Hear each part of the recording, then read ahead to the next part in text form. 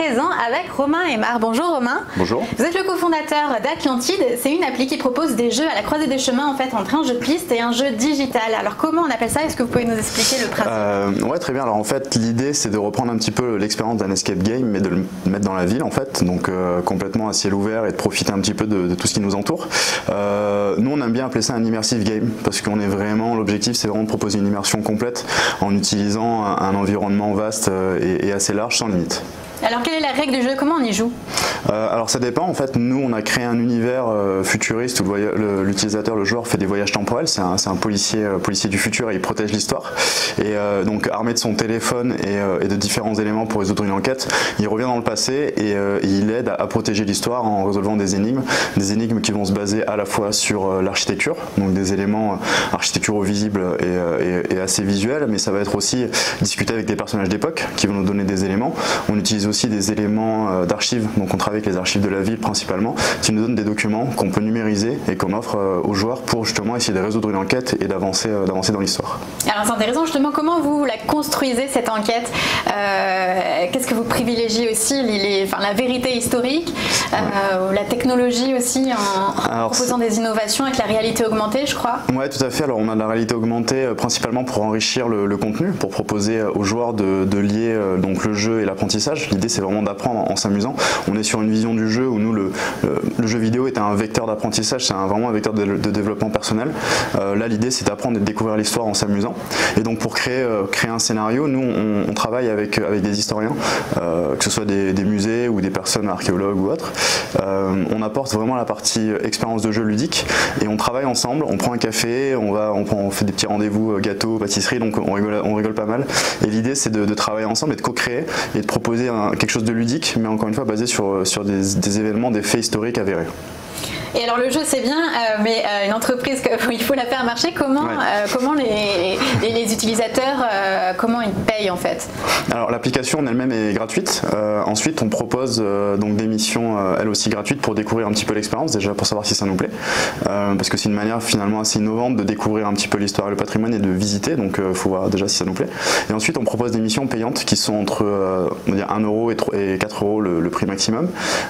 Et après nous on travaille énormément on va dire en B2B où l'objectif c'est de proposer Atlantide comme une solution de visibilité, d'acquisition de visiteurs par exemple pour valoriser le patrimoine, que ça va être de lieux prestigieux comme différents châteaux qu'on peut imaginer à travers la France, mais ça peut être aussi des domaines viticoles un peu plus petits qui ont au final une histoire à raconter, qui ont un patrimoine à valoriser, qui ont des choses à communiquer, et nous on propose une solution un petit peu différente pour toucher une nouvelle cible et communiquer. En fait à partir du moment où il y a de l'histoire, on peut y aller et ça qui est génial, c'est qu'il n'y a pas de limite. Et quel est le retour des utilisateurs, des joueurs? Très positif, très positif, de tout âge en fait, parce qu'on touche aussi bien les familles, donc les enfants à partir de 8 ans jusqu'aux même aux grands-parents. On a testé avec des grands-parents plus de 77 ans, donc ça s'est assez bien passé. Les retours sont très positifs parce que tout le monde apprend, tout le monde s'amuse. On est sur une solution d'apprentissage qui est ludique, on n'est pas là pour apprendre énormément de choses d'un seul coup, beaucoup de dates. L'objectif c'est vraiment de passer un bon moment, de s'amuser, et sans s'en rendre compte, on construit l'expérience volontairement de manière à ce qu'on apprenne des petites anecdotes historiques. On est vraiment à la recherche du petit détail qui va faire rigoler. Et après on propose d'aller un petit peu plus loin, on fait le lien avec les offices du tourisme, avec tout ce qui peut être visite guidée, les musées. Donc là c'est vraiment pour aller plus loin.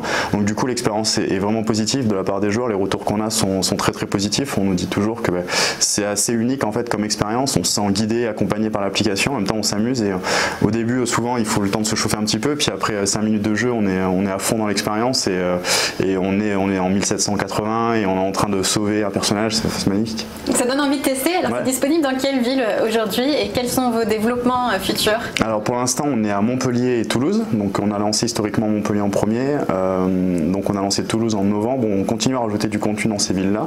En parallèle on est en train de déployer à Bordeaux, on est en train de déployer à Aix-en-Provence, à Marseille, on fait des tests aussi à l'international avec Dublin, Santa Monica, New York et Washington. La Roumanie aussi, donc là je m'y rends bientôt pour justement créer du contenu du côté de Brașov, donc la Transylvanie, la région de Dracula. Et donc ça fait un petit peu rêver quand même, et j'ai un super boulot, hein, j'avoue. Et là bien sûr on prépare Paris, donc c'est un gros sujet Paris, donc c'est pour ça que là on est en partenariat avec l'école du Louvre qui nous aide sur la création du contenu parce qu'il y a énormément de choses à raconter, et donc voilà, Paris arrive aussi très très bientôt.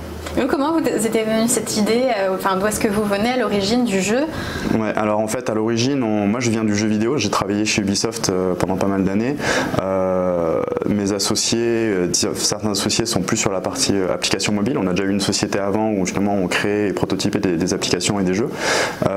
Et en fait l'idée, le concept vient vraiment de notre expérience personnelle où on est des voyageurs, on aime se balader, on aime aussi jouer, on aime à fond les escape games, ce genre d'expérience un petit peu innovante. Et on s'est rendu compte assez rapidement qu'il y avait quelque chose à faire parce que l'expérience escape est intéressante mais on est enfermé entre quatre murs. Et en même temps nous on se retrouve pas dans les visites guidées, dans les livres. C'est pas une expérience qui nous parle, donc on s'est dit tiens, et si on mélangeait les deux, et là Atlantide est né, ça a pris sens assez vite. Pokémon Go nous a énormément aidé dans la démocratisation des usages, techniquement aussi les solutions ont évolué, et au final maintenant on est capable de proposer quelque chose avec de la réalité augmentée, la géolocalisation, en tirant pleinement parti vraiment des performances du téléphone, sans utiliser la batterie outre mesure, etc. Donc on est vraiment sur une expérience qui niveau time to market on est très bien parce que c'est un croisement entre la technologie qui est mature et en même temps les utilisateurs qui sont prêts, qui sont friands de ce genre d'expérience un petit peu où on amène les gens à sortir et à prendre l'air, et ça fait du bien de sortir de son canapé un petit peu. Oui, ils sont demandeurs. Alors vous êtes installé dans le sud, au niveau des financements, quels sont vos objectifs pour 2019? Alors 2019, donc là on est à Montpellier effectivement, donc on est incubé au BIC de Montpellier qui nous accompagne vraiment sur la partie stratégie et financière. On a obtenu donc un prêt d'amorçage via Créalia qui est une aide en fait de la région privée mais qui pour nous était une énorme valeur ajoutée car généralement c'est un fonds qui est donné par des personnes expérimentées, donc c'est un gage de sérieux comme quoi notre projet est vraiment réfléchi et mature. Et donc là on est en train plutôt de faire des leviers sur des subventions régionales via la BPI ou via donc l'agence ADOC, une agence régionale d'Occitanie. Oui, donc ces agences qui sont plus, je pense, preneurs de ce type ouais, de publicité. Merci beaucoup, Romain Aymar. Merci à vous. Je rappelle que vous êtes le cofondateur de l'Atlantide.